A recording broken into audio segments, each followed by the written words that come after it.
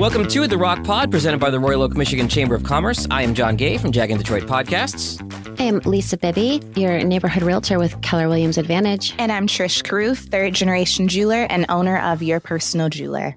Really excited for today's guest. I saw him speak at an event a couple months ago and was hanging on his every word. No pressure, by the way. So we're excited to sit down and chat with him today. That is Bob Chapa of Signarama in Troy. Welcome to the podcast. Thank you for having me. Really appreciate the opportunity. Bob, when I saw you speak previously, one of the things you really focused on was branding, which is obviously your bread and butter at Signarama. Why is branding so important to a business and our local Royal Oak Chamber businesses that are listening right now?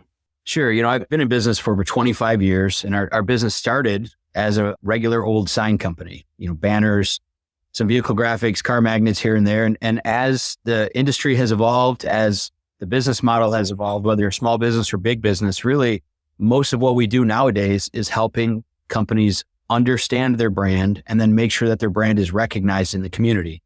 So signs are just one part of that. There's a million different facets that tie together the importance of branding. But from what we do and our team here at Signarama, our goal is to make sure that people are able to be excited about who they are, whether it's a new restaurant opening up, a jeweler in town, a car wash, a small business. Really, the whole idea is to create that feeling of who you are. Signs are just one part of it. So, Bob, can you tell us a little bit more about how signs play into the branding? Sure. So most of the time, signs are the part that everyone remembers first. The order of operations that we typically talk to our clients with is signs are what you have on your building. People drive by, whether they're ready to talk to you or not, they're going to remember that image. And then secondary to that is customer service. It's how you treat them. The best example I like to use is a car dealership. If you're at a brand new high-end Lexus dealership, you're going to get a level of service when you walk in the door that feels very different than walking into a 37-year-old used car lot around the corner. The feeling is just different. And oftentimes the signs are different, right? When you're walking into a 37-year-old used car lot, what to expect. You're there for a reason. When you walk into a Lexus dealership and you see beautiful shiny signs everywhere and somebody greets you right at the front door and asks you if you'd like a cup of coffee, you just feel like you're in a different environment. And that all ties together how we like to present branding to our customers. Signs are the first visual thing that everybody sees when they think about your company. Yeah, I've actually gone into businesses sometimes just because I like the sign and I was intrigued. I'm like, who is this company? Yeah, it's a little bit of a sickness. We joke about it when we have new team members here and you start going through training. You end up spending the first 2 to 3 months just literally touching everything. Yeah. You start to see signs in hallways and on buildings. In fact, my daughter, we were just on a family vacation here a couple months ago, and she decided, because I have this bad habit of touching signs wherever we go, she decided to literally start an Instagram page called Dad on Vacation. It was behind the scenes, just me touching all the signs in our week-long family getaway. It was great. She told me about it afterwards, of course. I'm glad you mentioned your daughter, Bob, because you talked about this in the presentation I saw you give. The story about your daughter and getting the car, I thought was really powerful. Do you mind sharing a short version of that with us? Yeah, absolutely. In fact, it's one of my favorite customer service stories of all time. Nora, my daughter, I love her to death. She's fiercely independent, super confident. She's actually going off to college.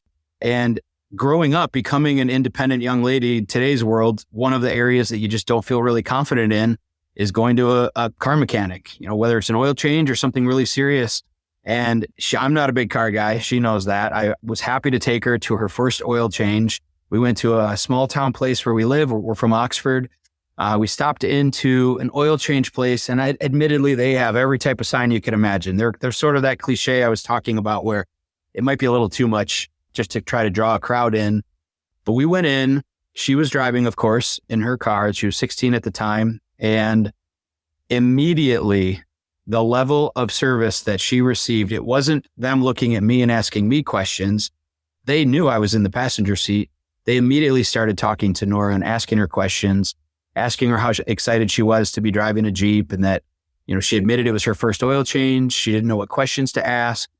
They literally went to their fridge. They grabbed her an ice cold bottled water. They asked her to step out of the vehicle. They walked her through everything that they do in an oil change and actually explained to her what those questions were to ask and why they're important and what to look out after. And I'll be honest with you, that this place earned my business for life. Every vehicle I have will always have our oil change there. And by the time they left, 3 guys wearing oily, basically uniforms. It's technically a dirty job. Their customer service was through the roof. By the time they left and they walked her to the car as we were pulling out, they said, "We expect you to call us. If you are on the side of the road stuck somewhere, if you can't get a hold of your dad, if your car ever needs anything, you give us a call and we'll take care of you." I was speechless. I mean, I was proud that we found the right place to take her to, but it completely changed my mind about some of the small businesses that you get to walk into. You just don't know what you're going to expect sometimes. It was great. She's been there many times since. She just took her car there to get the oil change before she heads off to college. I think that's worth a drive just to go down there and get my oil changed. Absolutely. And I've since told them that I've shared this story with dozens and dozens of people because they deserve it. We left them a great Google review. For me, customer service is everything. It really stands out when you are able to find a business that takes that serious. Well, and you touched on a subject I love, and I don't know if we're going off into the tangents here, but I love that they addressed her. You know, so many times in this business and many other businesses, even in the real estate business, I've sat with people and they talk to the husband the whole time. Mm-hmm. And I'm like, there's a wife sitting there that needs your attention just as much. Yep. And you have to know who to talk to and then sometimes how to jump back and forth if you're talking to couples. But I love that they addressed the daughter because she was the one behind the wheel. Absolutely. It's clearly her car. That's absolutely true. You know, understanding the audience when you're having conversations with clients is so incredibly important. Oftentimes, the real decision makers are the quiet ones in the back. Yes. Whether it's a husband and wife or whether it's some super boss that just likes to hang out in the back corner of the room, you really, really have to think through who the audience is and make sure you're addressing everyone. Quick other tangent off of Lisa's tangent is... I love tangents. My wife and I got an offer to do one of those timeshare presentations. We'll give you a free hotel for the weekend in Florida, great pool in Orlando, the whole deal. We're going down there. My wife is not only the CFO of my company, she's the CFO of my house. And I'm also the people pleaser. She's the quiet one and she's the brains of the operation. So I know we have to sit through this 2-hour timeshare presentation to get the free weekend. But all I have to say for the entire 2 hours is she's in charge. Talk to her. Yep. I love it. It's always the quiet one. Yep.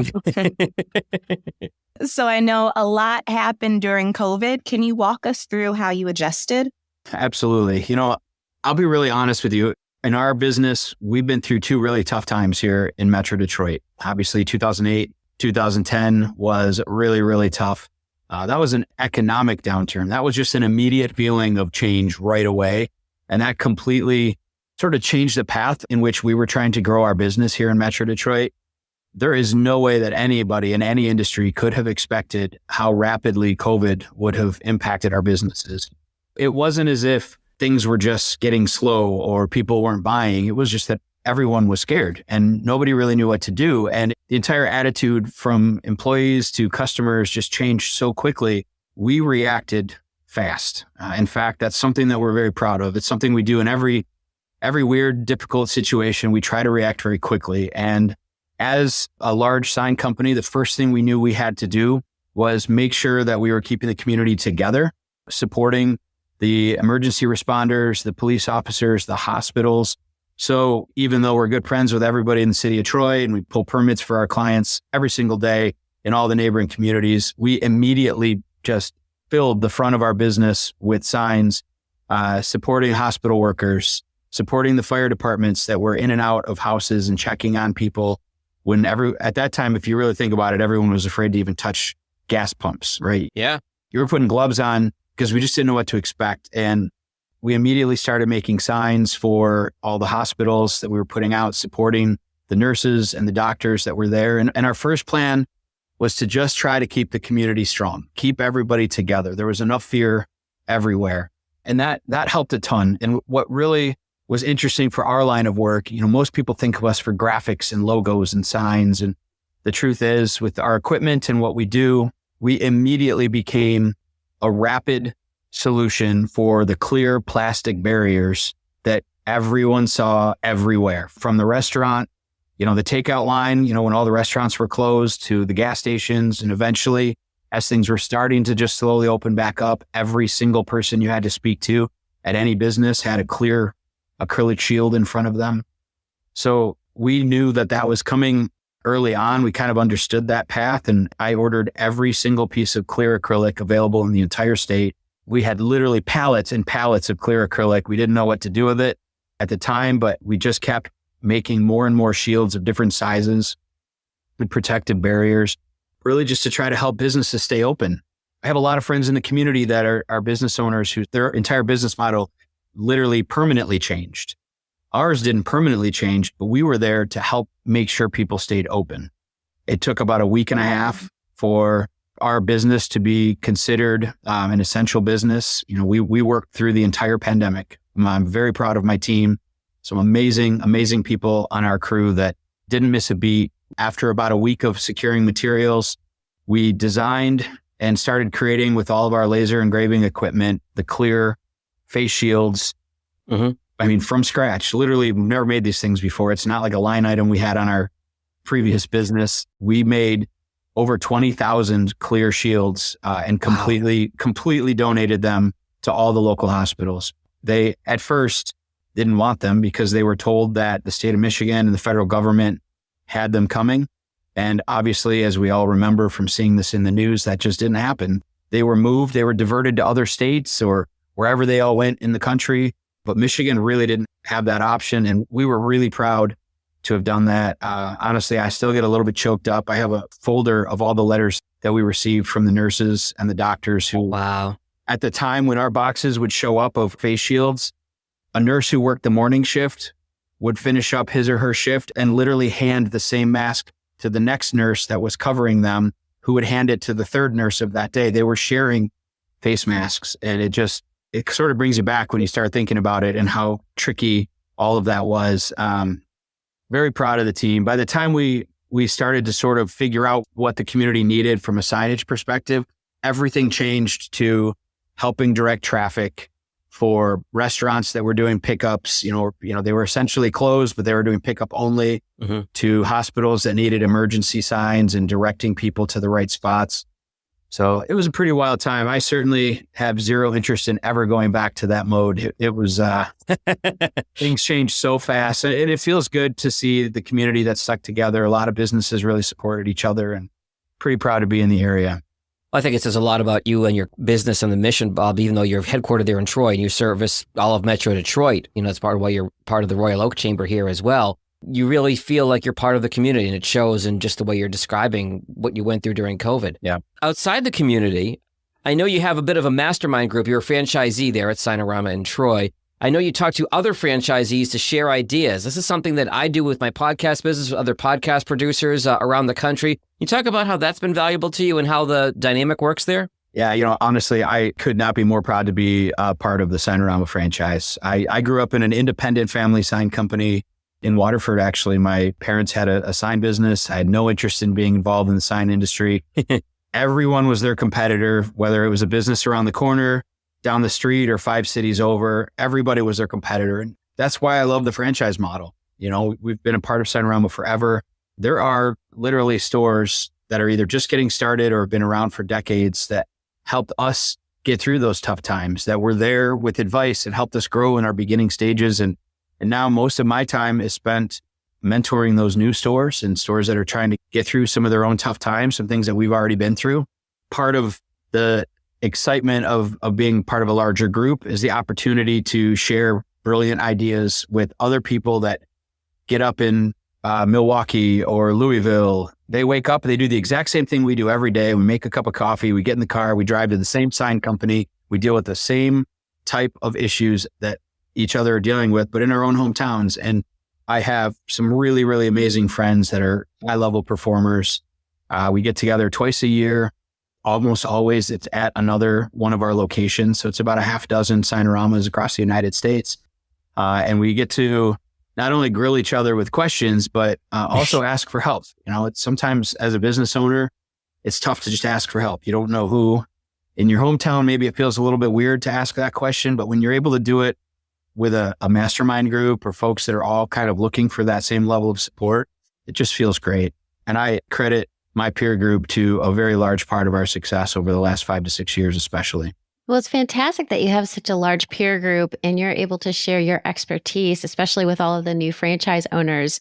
So when you're not mentoring, what do you do in your spare time for fun? Do you have any spare time? You're asking on exactly the right day. So just to document July 25th, this is my first day not coaching baseball for my kids after an incredibly long summer. So this is quite literally yesterday was our last day of baseball. Oh, how fun. It's my favorite thing to do outside of building this crazy sign company. I've been coaching travel softball and travel baseball for my three for a very long time. Super passionate about it. We had a fantastic season. My oldest daughter is now done. My youngest son is now getting started. So the cycle has begun again. And we went through a very hectic summer of being on a ball field. I think 8 days a week we were on a baseball field somewhere. Now we get to rest a little bit here for the last month of summer. Nice. Well, hopefully you guys get to enjoy this beautiful summer we have here in Michigan. Definitely. So now it is time for our fishbowl question of the day. Lisa, can you pull a question? Sure. Okay. I'm going to dig in here. What is something that you can never seem to finish? Ooh.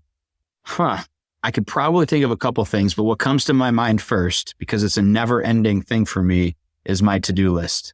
I have changed my method of tracking my to-do list quite literally from paper to something fully digital that I can use and move around, back to paper, back to small notepads, back to giant graph paper. I have tried to adjust my to-do list planning so many different times.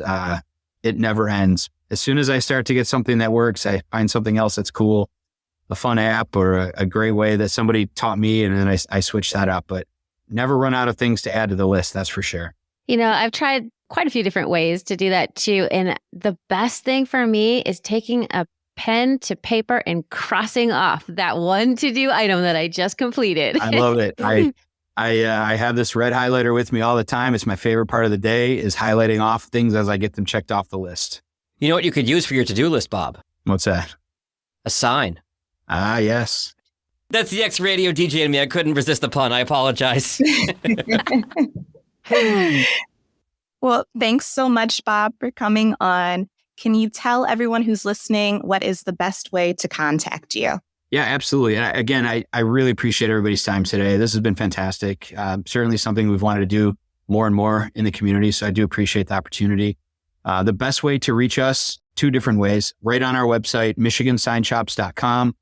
We have an amazing portfolio where you can look at all the different types of sign products that we do by category or by city. So if you typed in Royal Oak, you would see all the projects that we've done in Royal Oak. It pops everything up and you'll see some of the amazing work we've done in the area. Another great way to reach us is just to call us directly at 248-585-6880. My team would be more than happy to help out with anything we can. Thank you so much, Bob, for joining us today. My name is Lisa Bibby, and I'm a realtor with Keller Williams Advantage. I put the real back in realtor. Unsure of how the market is shifting and thinking of selling this year? Call for a free consultation. You can find me on Facebook, YouTube, and Instagram at Sold by Lisa B. I'm Trish Carruth, 3rd-generation jeweler and owner of Your Personal Jeweler. I specialize in creating custom engagement, wedding rings, and fine jewelry. You can find me on Instagram and Facebook at The Personal Jeweler, on our website, www.thepersonaljeweler.com, or check out our storefront in downtown Royal Oak on 4th and Washington. And I am John Gay from Jag in Detroit Podcast. My whole business model is I can help you create a podcast without the need for a podcast studio, just like this we're doing right here. If you like the way the show sounds, you wanted me to create a podcast for your business or brand, you can find me online at jagindetroit.com. I want to thank all of you for listening to this episode of the ROCC Pod, produced for the Royal Oak, Michigan Chamber of Commerce. For more information about the Chamber and Chamber events, you can visit royaloakchamber.com. Thanks, everyone.